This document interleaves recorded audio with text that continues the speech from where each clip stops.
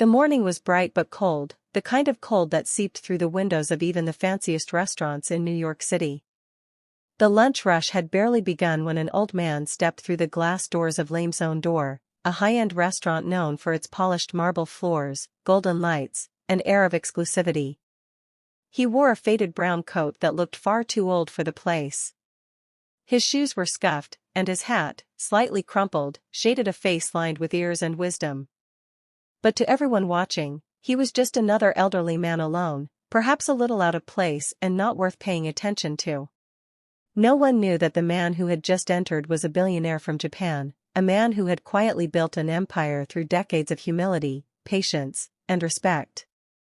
If you believe that kindness and second chances can change the world, please take a moment to like, comment, share, and subscribe to the Soulful Stories channel, where stories like this remind us that humanity still matters.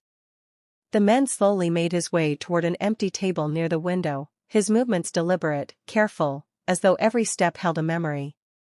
He smiled politely at the hostess, but she hesitated.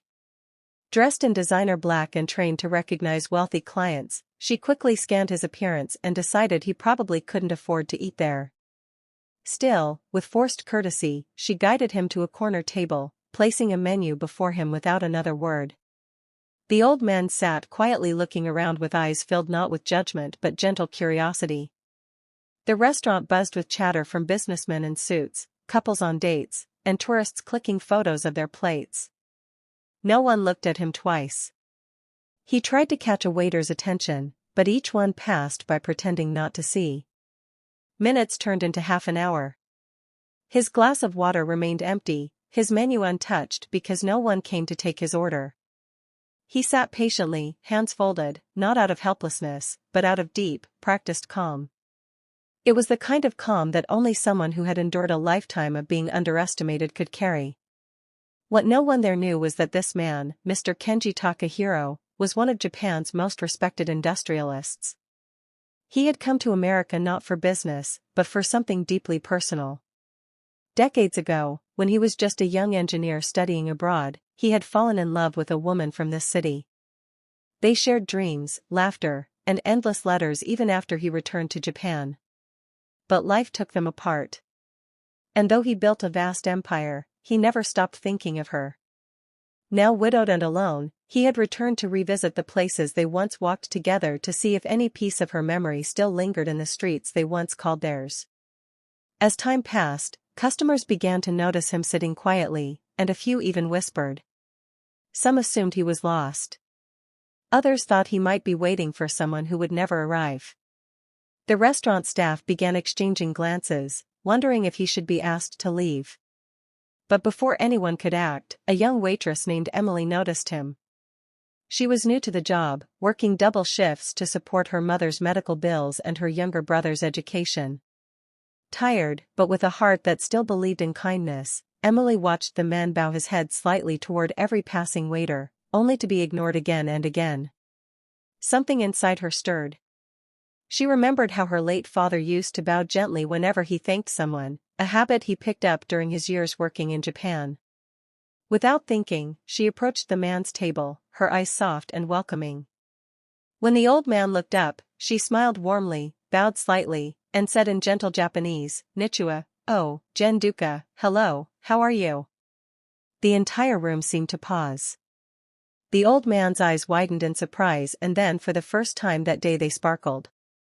His lips trembled before curving into a grateful smile. In a soft emotional voice, he replied in Japanese, asking her name. Emily answered, bowing again slightly, continuing in her best Japanese, explaining that she had studied a bit in school and admired their culture deeply. At that moment, something unspoken passed between them, an understanding that transcended language or appearance. Emily took his order with care, making sure every detail was perfect. She poured his water herself, adjusted the napkin, and returned with a cup of green tea instead of coffee, whispering that she remembered Japanese guests preferred it. The old man clasped his hands together, bowing his head slightly before taking a sip. It was a simple act, but in that moment, he felt seen, respected, and valued, not for his wealth, but for his humanity. As Emily served him, a quiet dignity filled the space around them. Other diners began to notice the gentle exchange, the kindness in her gestures, the warmth in his grateful nods. Whispers turned into silence as guilt washed over those who had judged him. Even the manager, realizing who the men might be after overhearing fragments of their conversation, stood frozen near the counter, unsure how to respond. When the meal ended, the old man asked for the check, but the manager rushed over, apologizing profusely and insisting the meal was on the house. The old man shook his head politely. "No," he said softly, his English careful but clear. "Respect cannot be free." He took out a small black card from his pocket, something only a few in the world possessed, and handed it to Emily along with a business card embossed in gold. She looked at it confused until she read the name. Her eyes widened. "Kenji Takahiro Group," she whispered.